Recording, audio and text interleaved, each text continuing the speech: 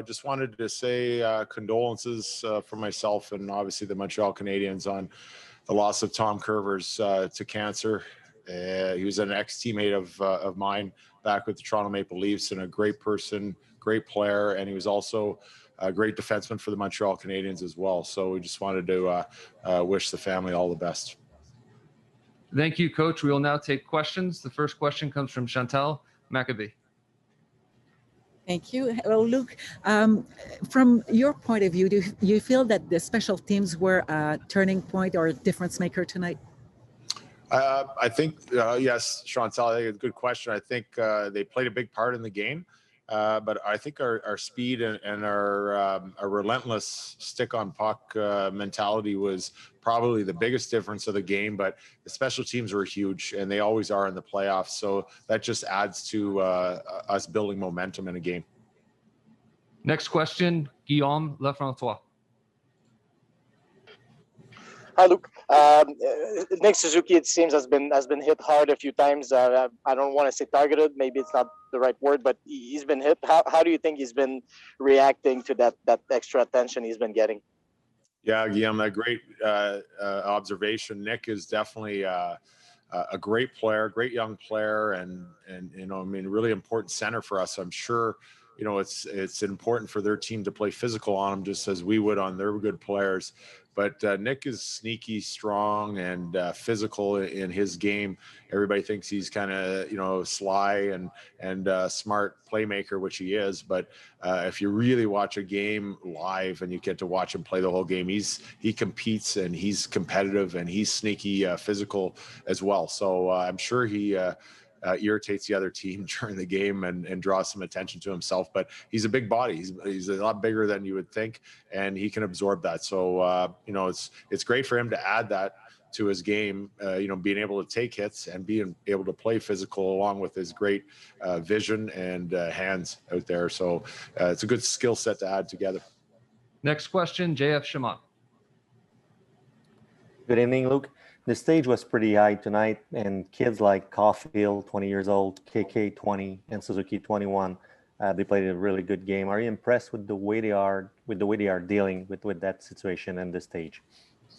Yeah, and I just heard them finish their last question, and they're you know, Susie and KK, and they're so composed as young people, but they're competitive on the ice. And you add Cole into the equation.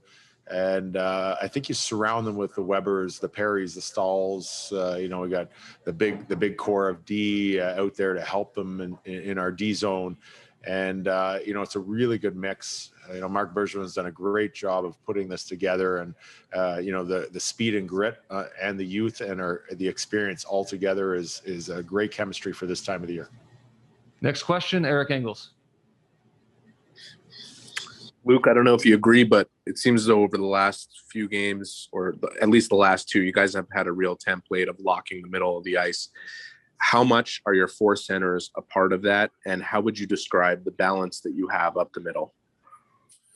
Yeah, you know, I think last year everybody made comments of, are we too inexperienced in the middle? And I think they proved them wrong then. And you know, they're a year older with that experience from last year's bubble playoffs to this year, and I think it's really showing. You know, I know they're young, but they've had that first-time experience of winning a short series, and then really competitive against a good, strong Philadelphia team. So this year, I think it's translated. They're a year older. They're competitive guys. They're used to winning, coming from their teams, whether it be junior or college. So they have that fire, and they're showing some real good maturity. And I think we're doing a great job as a team, really, you know, trying to lock down the other team. More speed, and it could be in the middle of the ice, but it's all up and down the ice. And I think, yeah, you're definitely right, Eric. They do a great job, and I think they got some great leaders to follow by example. We'll take a few more for Coach Richardson. Stu Cohen, you're next. Hey, Luke. With everything this group has gone through this season, to be sitting one win away from the Stanley Cup final, what's the message out for the players at this stage? And also, there's going to be a lot of excited fans back in Montreal. What do you say to people back home looking forward to you guys coming back here for Game 6?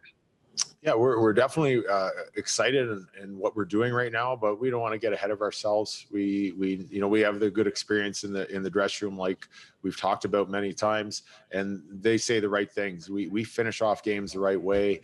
We're gonna go into the next game, and it's one game to win. That's what we need to do. That's what we're gonna focus on. And our leadership really leads this team in the right direction, and the coaching staff and the management. We just support that, and we're going in the right direction, but we're not there yet. So we just got to make sure that that's understood, how much work it took tonight to win that game, to put us in this position. We have to take the next step to make sure that we get to where we want to go. We'll take 3 more for Coach. Next, Marc-Antoine Gaudin. Good evening, Luke. Just continuing on your centerman, got a question about 2 of them. On KK, do you feel as though scoring a goal helps him improving his confidence in game, especially defensively? And also regarding Stahl, what led you to start his line at the beginning of the second period? Yeah, I want to make sure we get 4 lines involved, and I thought they had a really good first period. They've been great all series and they're veteran guys, so I have no problem putting them out there against anybody. And obviously we have the 4 big D going strong right now, and all our 6D are going great. But our 4 big guys can play a lot of minutes, and they're out there to support them. So I have no hesitation to start them in any period against anybody, and they really do a great job. So Stahl's line has been so good in the offensive zone, giving us offensive zone time, wearing down the other team, frustrating them, and that's really dependable every game. KK, I think he's played very well defensively. Even the last few days, he had a nice block in front of our net in the last game, protecting the house. And tonight, you're right. I think, scoring early, especially with the speed on his wings, helps that line go, and they just feed off each other with that speed. And I think you saw it in that first goal. It came from a breakout right from our zone. So we don't have to cheat the game. We have some speed that we can play the right way defensively and then explode once we get the puck, and we can get behind D's and make them pay.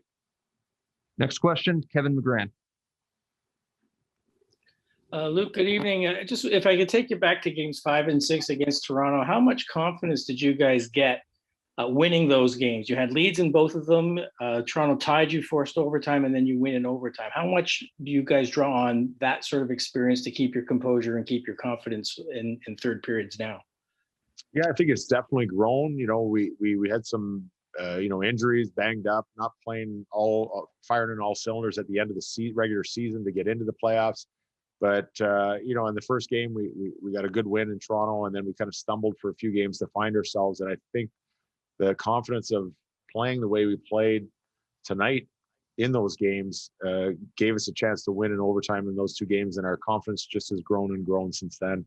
And you've seen this team growing. So you're seeing the young guys grow, get better every game with the direction of the veterans supporting them. And, I think they're really feeling it right now, and that's feeling it in a good way. And it's fun to watch. I'm really proud of them, and I think they're ready to take the next step. So we're eager to play game 6. Last question, Ken Campbell. Hi, Luke. It was probably pretty clear that Robin Lehner was trying to get into Cole Caulfield's head a little bit, and it's also pretty clear that it didn't work. And I'm just wondering, when you watch him play the way he did tonight in all 3 zones, but particularly in the offensive zone, being so assertive and having so much poise and scoring, what does that tell you about this young man? Yeah, good observation, Ken. I think that's always the tactics in the playoffs. There's some, barbering or whatever you want to call it, going back and forth in the media. And Cole's a young guy. He's fun to watch. You see that big smile. He's everybody loves him. He's got a lot of energy. You watched him in the World Juniors. I've watched him play in Wisconsin. He plays the same way with energy. When he scores, it's like his first goal ever. He's so excited. And when other guys do things, he's jumping up and down, saying, "Great block, great hit." He's a real hockey player. And I don't think anything's going to phase that guy. I'm sure he's been told his whole life he's too small to play, and he's proved everybody wrong up until now. And now he's in the 3rd round of the Stanley Cup playoffs. not just competing, but contributing every night in different ways, and especially on the score sheet. So, yeah, I don't think anybody's going to really affect his game plan. So I think that was a good observation of how to describe Cole. Thank you for your time, Coach. Thank you. Merci.